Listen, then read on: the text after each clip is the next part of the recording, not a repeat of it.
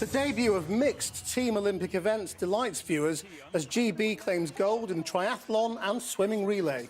Medley relay, Great Britain win gold by miles. The silver.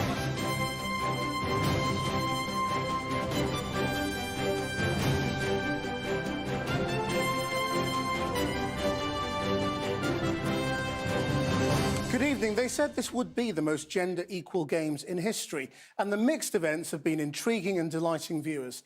Jamaica had an extraordinary women's 100 metres final, winning gold, silver and bronze. But Nigeria and Kenya saw athletes suspended for suspected doping. And there's been more controversy about how Russia has made a complete mockery of being banned from these games. Also tonight, the government in England tries to get down with the youth to get jabs in their arms. And how wildfires in Turkey, Greece and Italy are adding to the summer of holiday chaos. So more gold medals for Team GB in 2 new Olympic events, combining male and female athletes for the first time. It was gold and a new world record in the swimming pool in the mixed medley 4x100 metre relay, while Johnny Brownlee and his team triumphed in the mixed relay triathlon with 14 seconds to spare. But there was disappointment for sprinter Dina Asher-Smith on the track, as Kamian Zaram reports. And they're away. In an Olympics of firsts, the mixed triathlon adds a new kind of spectacle.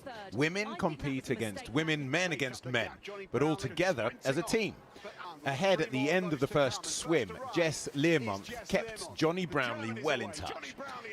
By the time he'd passed on the baton, GB were 9 seconds clear. Could third leg Georgina Taylor-Brown hold their lead?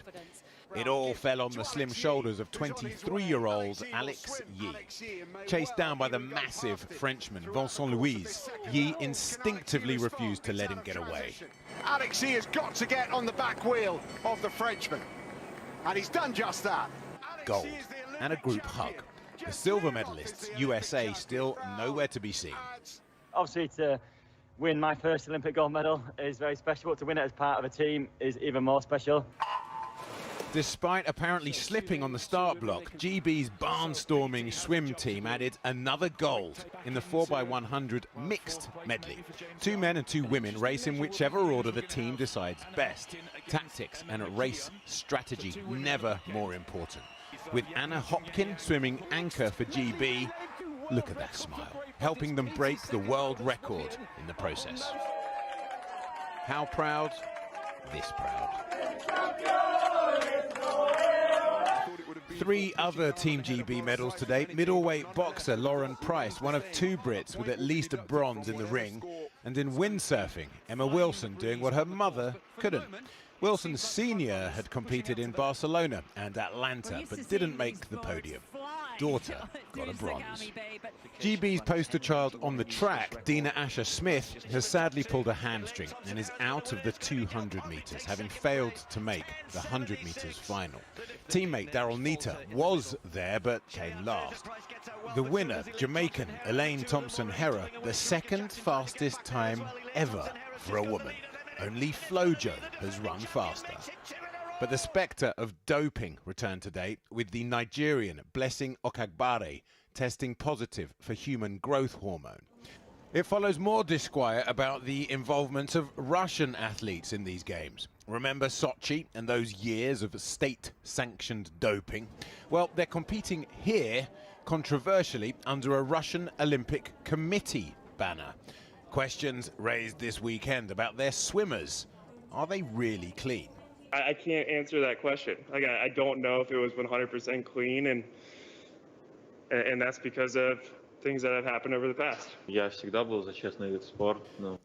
Rylov, the 200 meters backstroke champion, saying he for one has always been tested and always fills out his documents, and from the bottom of his heart he said he is for clean sport.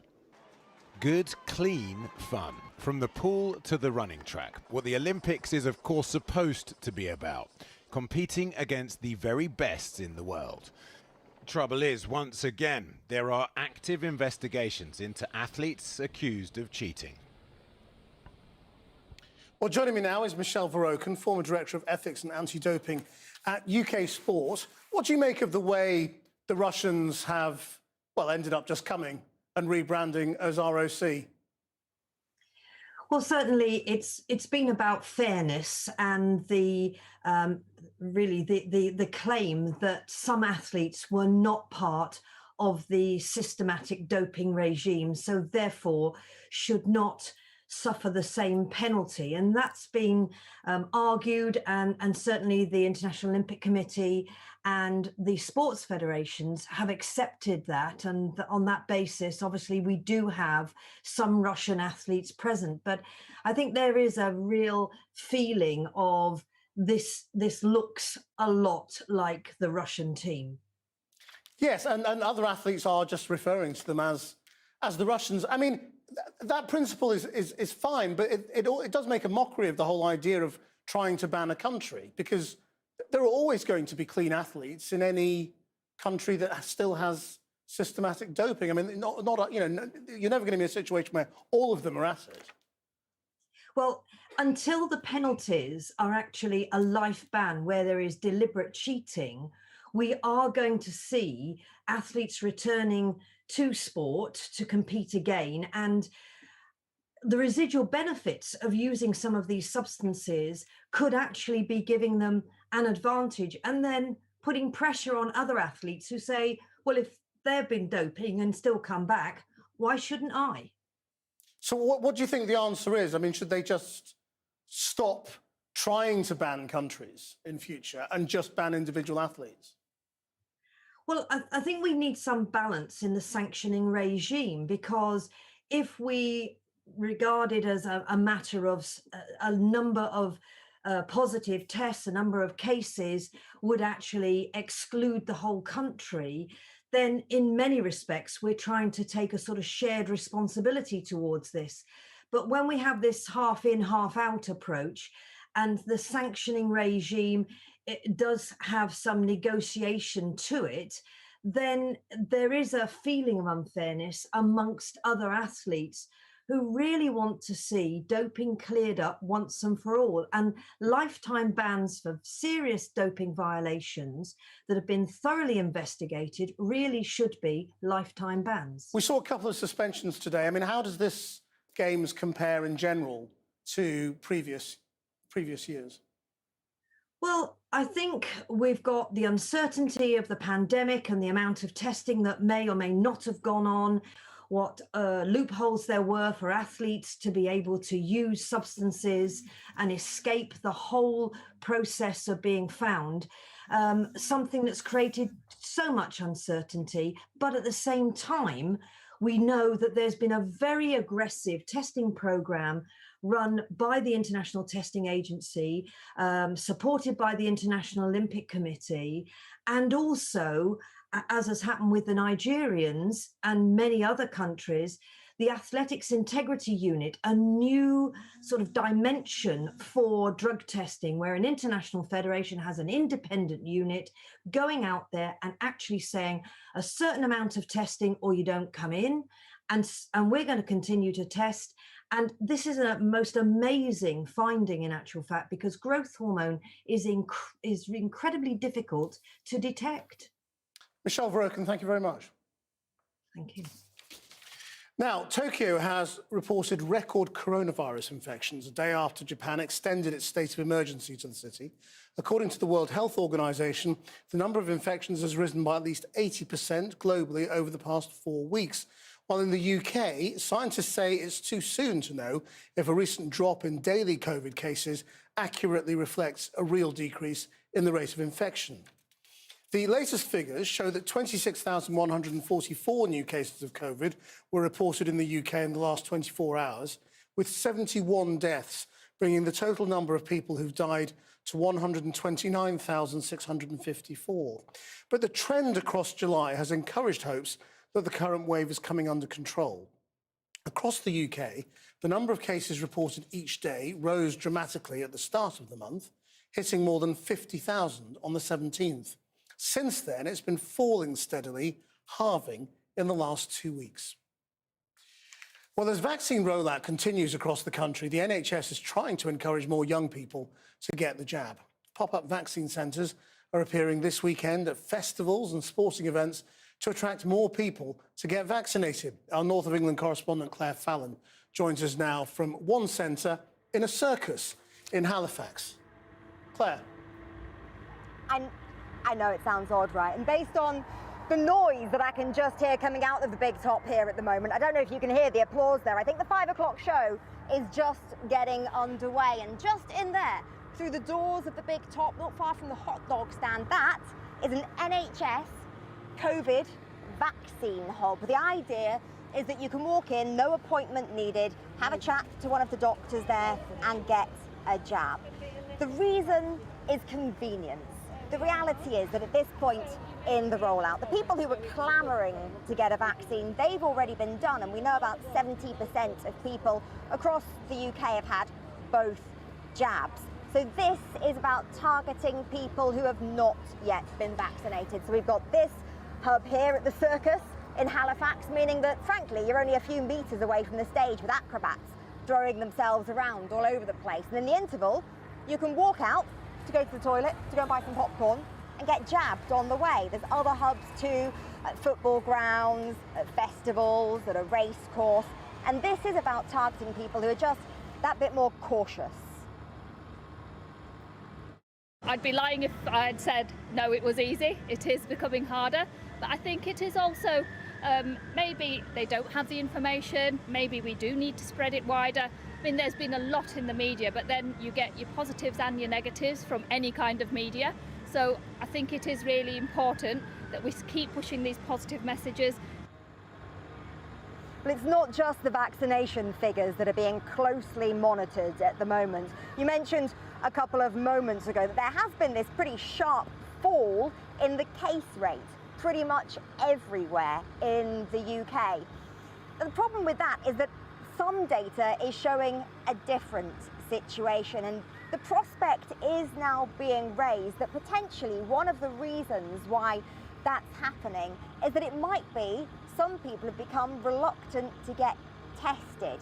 So if you think about it, with the pingdemic as it's become known, there may well be some people who simply can't afford to self-isolate if they test positive. Potentially some people thinking, well, I'm due to go on a staycation in the next couple of weeks, so I'm not going to go and get a test to not test positive. That is something that's going to be closely monitored, I think, in the coming days. Thanks, Claire. Now, Kenya has received its first shipments of donated vaccines from the UK. In Africa, COVID deaths have increased by 80% in the past month, with many countries preparing for a fourth wave and just 1% of the continent's population vaccinated. The UK is due to deliver over 800,000 doses of the vaccine in the next week to Kenya. At least 6 people have been killed in wildfires which have swept along the Aegean coast in southern Turkey over the last 4 days, forcing thousands of people to be evacuated. And in Italy and Greece, firefighters have also battled wildfires, fanned by winds and high temperatures. Greece is also bracing itself for extreme temperatures, expected to reach 44 degrees Celsius in the next few days, as Liz Bates reports. Face to face with a forest fire. This is the terrifying reality for many in Turkey right now, as wildfires rip through the region. Spanning hundreds of miles from the mountainous provinces to the coastal tourist resorts, as dream holidays become nightmares. At least 6 people have been killed, hundreds have been treated in hospital, and many more displaced, leaving many homes and lives destroyed. Speaking this afternoon, the Turkish president sought to reassure people that the situation is under control. These are the times when we need unity, brotherhood and solidarity the most. Thank God, the majority of the wildfires are contained. The scenes are the result of strong winds and scorching temperatures, but the Turkish government is accusing Kurdish separatists of arson. No evidence has been produced, though, to support those claims. Southern Europe is prone to fires in the summer months, but they are said to be increasing in intensity and frequency. leading many scientists to the conclusion that there is one driving factor: climate change. The role of climate change is to affect what we call the flammability of the vegetation, so the likelihood that it is going to burn when there's an ignition. With climate change providing warmer, drier conditions, then we expect that we would see more fires in those regions. And it's not just Turkey. In Sicily, 2,000 acres of forest was ravaged in just a few hours as thick smoke engulfed the island. Homes were evacuated, roads closed, planes temporarily grounded. Greece was also hit earlier this week, with the flaming pine forests of northern Athens proving difficult to get under control.